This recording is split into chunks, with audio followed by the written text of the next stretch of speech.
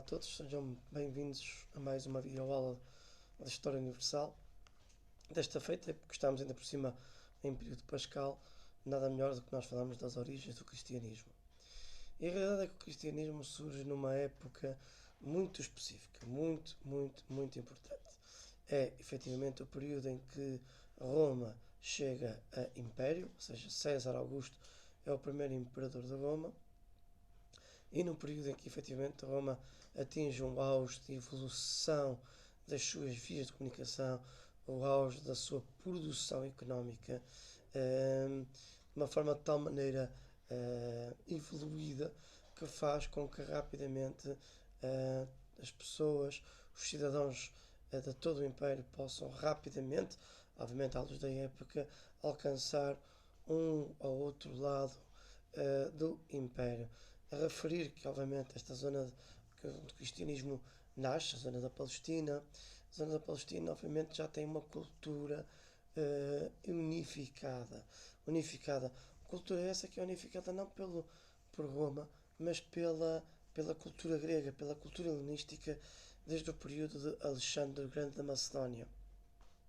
E o facto de facilmente o grego ser uma segunda língua para a grande maioria dos povos da Palestina fez com que efetivamente, rapidamente, todos aqueles que quisessem espalhar a palavra do Evangelho facilmente o fariam e teriam facilidade de serem entendidos pela grande maioria dos povos, não só povos judeus, mas também povos gentílicos, povos não judeus. Ou seja, esta é a primeira razão porque o cristianismo teve essa capacidade de evolução rápida.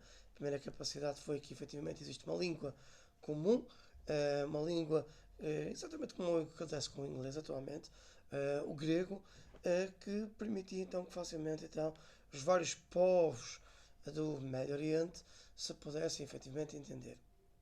A segunda grande razão diz respeito ao facto de efetivamente o Império Romano a ter vias de comunicação muito evoluídas,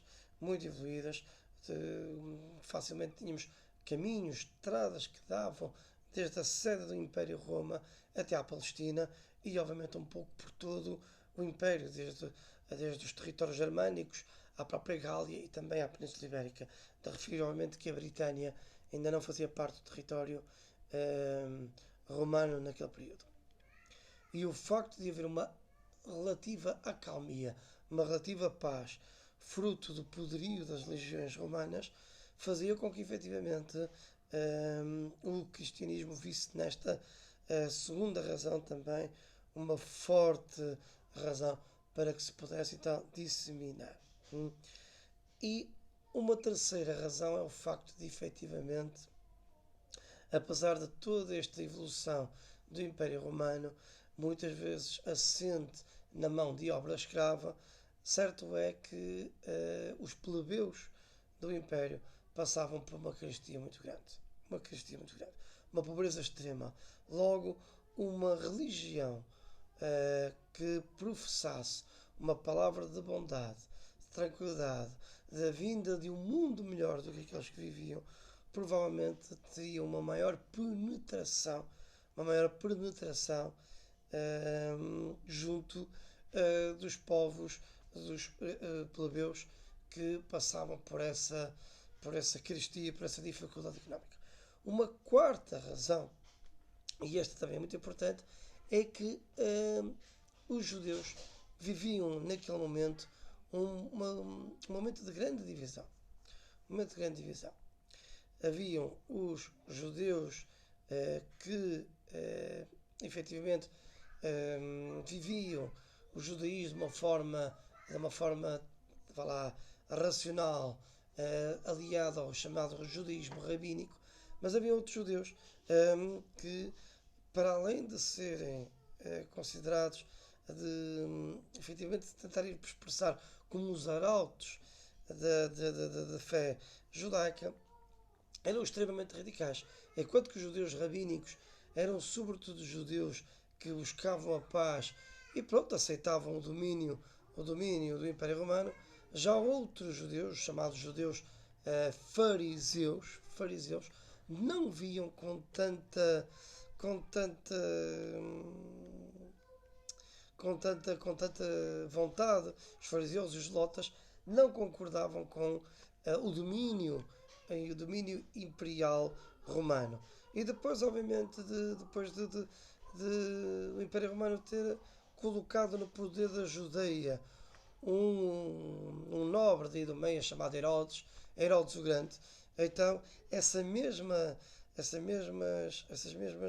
revoltas, essas mesmas antipatias para com o Império Romano adensaram-se ainda mais. Herodes não era da Judeia, era da Idumeia e era efetivamente um nobre, um rei muito um déspota, violento, inclusivamente. Todos vocês se lembram do episódio do período da Natividade em que Herodes vai mandar matar todas as crianças, todos os bebés dos judeus, né?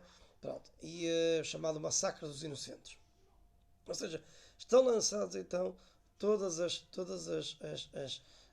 sementes, o período de maior estabilidade, de maior, tudo estava, tudo estava em condições para que efetivamente o cristianismo surgisse.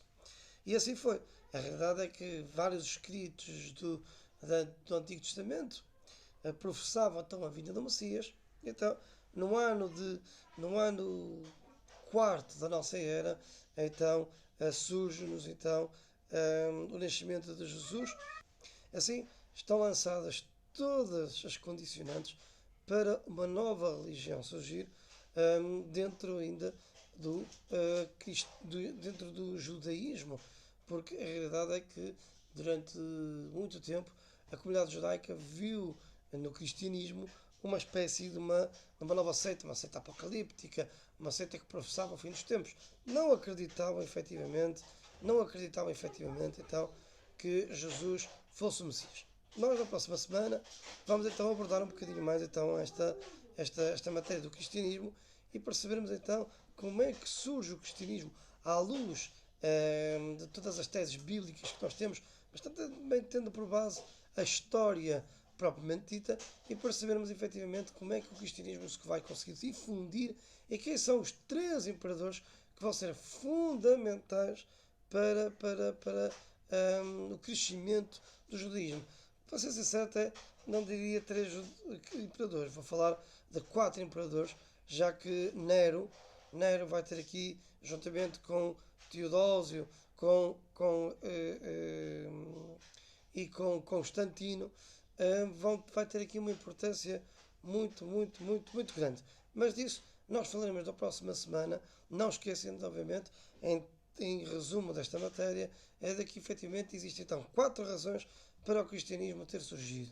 Efetivamente, o facto de no Médio Oriente existir uma língua que a grande maioria dos povos daquele território conseguiam dominar, que era o grego, o facto de haver uma estabilidade política imposta pelo Império Romano, o facto do Império Romano ter vias excelentes de comunicação que ligavam então todos os territórios de Roma, terminando novamente em resumo, referindo que as principais então razões que levam ao surgimento do cristianismo são o facto de no Médio Oriente haver uma língua que a grande maioria dos povos dominavam, que era o grego, o facto de haver uma paz romana, uma certa acalmia no território, fruto da imposição do Império Romano, o facto do Império Romano ter efetivamente estabelecido vias de comunicação e outras infraestruturas muito importantes por todo o território, e o quarto,